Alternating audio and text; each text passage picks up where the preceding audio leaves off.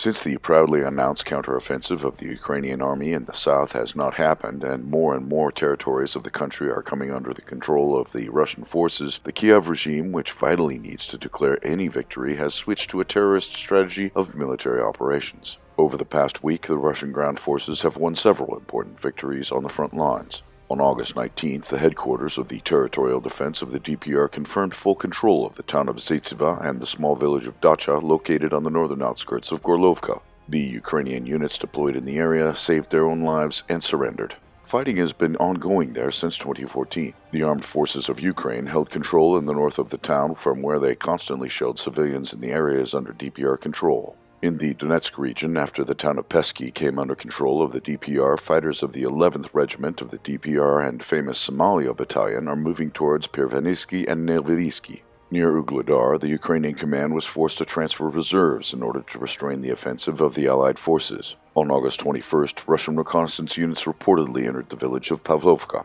Instead of the counteroffensive in the south promised by Kiev, Russian forces claimed victories in the Nikolaev region. Russian units advanced in the village of Blogladatne, located 40 kilometers to the west of Nikolaev. According to preliminary reports, Russian servicemen managed to dislodge forces of the 63rd Separate Mechanized Brigade of the Armed Forces of Ukraine and establish control over the village. This is the area from where the Ukrainian troops have been trying to develop an offensive for the last 2 months.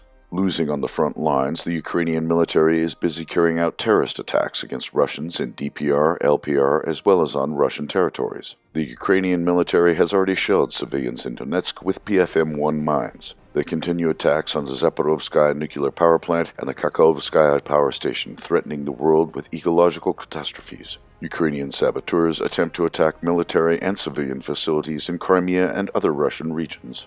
The Kiev regime does not stop and continues attacks on pro-Russian officials in the territories under Russian control. On August 20th, the mayor of Mariupol survived an assassination attempt. In early August, another assassination attempt targeted the deputy head of the Novokhovskaya administration for communal services. On August 20th, a car explosion killed Daria Dagina. The young woman worked as a political commentator, and she was included in the Western sanctions lists. She was the daughter of the famous Russian philosopher and political scientist Alexander Dugin. Being the founder of Neo-Eurasianism, he became one of the most influential thinkers in Russia.